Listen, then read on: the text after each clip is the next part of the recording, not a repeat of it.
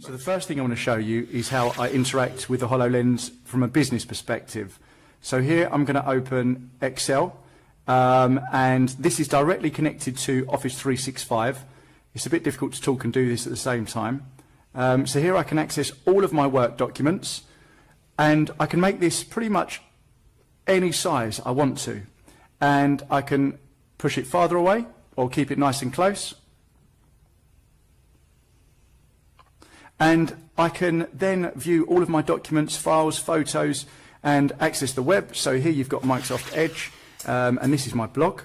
So I've got the scroll tools where I can scroll down and read anything that I want on a web browser. And then you've got these really cool aspects like holograms, which are just so clear and so surreal. Here I've got a Word document. Again, this is using the very clever HoloLens technology where it maps every object in your room, so you can pinpoint and place holograms anywhere. Here you'll see a really cool satellite, and there's a man doing weights here. The drone is real, by the way. The man doing weights is not real. If I forget where things are, I've got this cool labelling system where I can label pretty much anything. So there I've got Cam.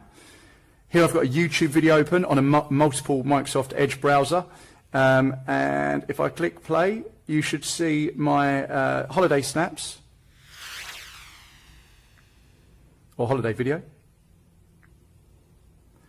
Now, to put it in perspective, I've got a 60-inch TV in this room, and this is probably about 100 inches. So you can see that you would have thought that at one point we won't need TVs and monitors anymore, because I can have as many monitors, as many TVs as I want, not taking up any space or electricity. What I want to try and get across here is how clear this is. It's so weird that it's right in front of me. It's almost hard to explain that it feels real. It feels like I'm actually looking at a monitor.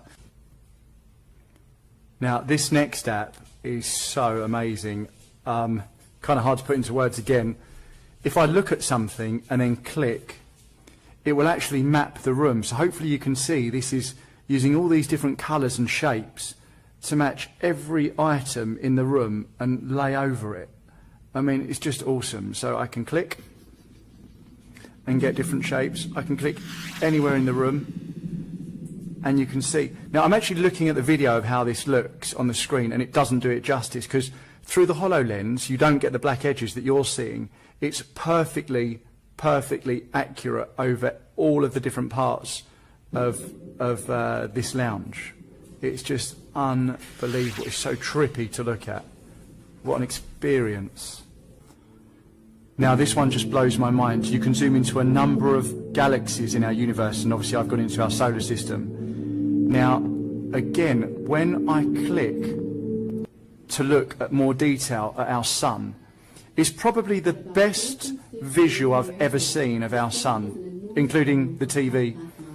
And I'm hoping that this video will do it justice, and you can see the solar flares erupting or shooting out of the sides. Mercury, Venus, and possibly the Earth. Now, my favourite planet, like most people's, is Saturn. And I had this on yesterday on the train. And it's just so surreal having this 3D planet standing right in front of me. And again, the quality is just amazing. Now check out this 3D shark hologram. I'm going to try to keep it in my field of view. But look at that.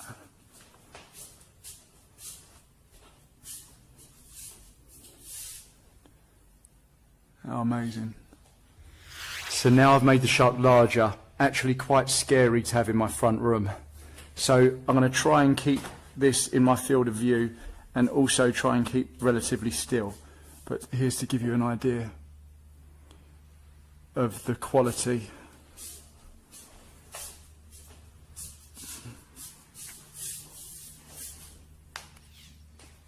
And the final thing I want to say about AR, and then the reason why I love AR, is that it keeps us in the real world. There's so many other technologies at the moment that take us out of the real world.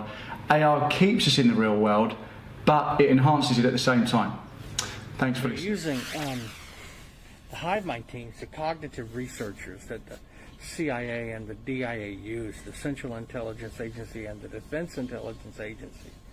These cognitive researchers that are attacking, torturing, and killing innocent men, women, and children for training, research, and development in mind control, artificial superintelligence technologies.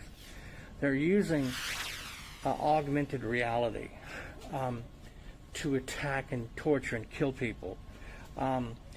What I mean is they are able to manipulate their own brainwaves with the same technology they're using to torture and kill people.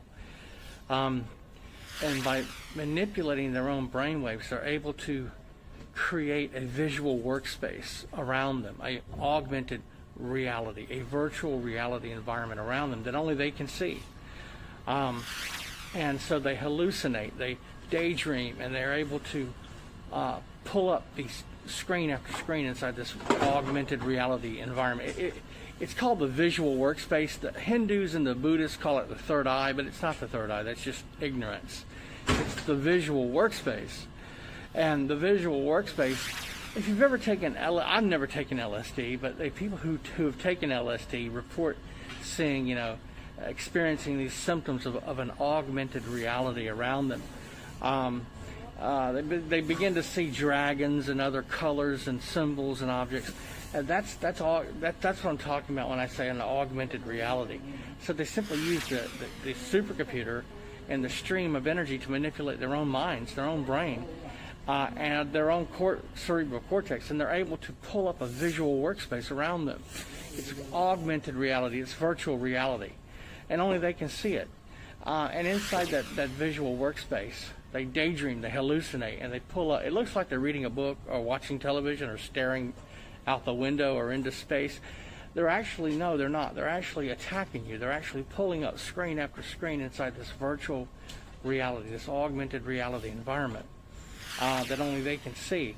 So they can sit down next to you on the plane, train, automobile, at the library, wherever you are, at the office where you work, and you can't see it. No one else can see it, but they can see it because they're able to hallucinate. They're able to zone in and out. They're able to daydream, and as they zone in and out, they're able to pull up this augmented reality.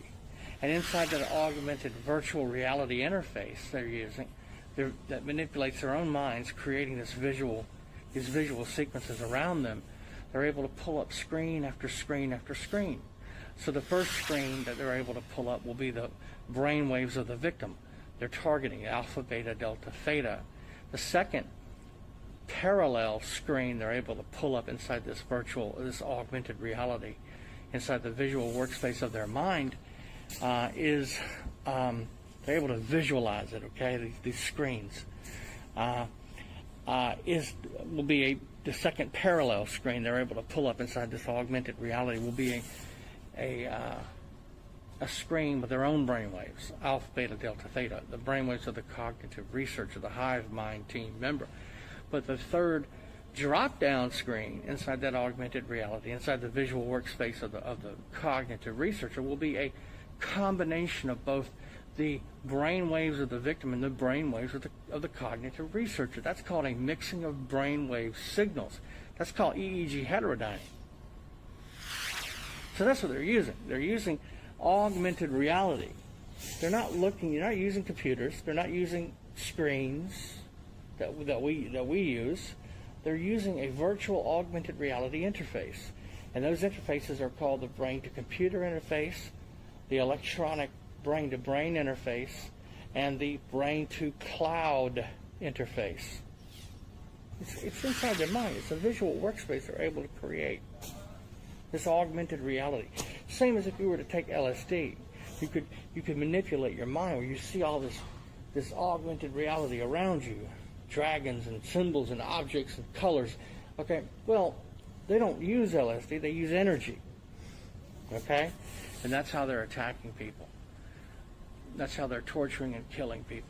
They're using augmented reality interfaces.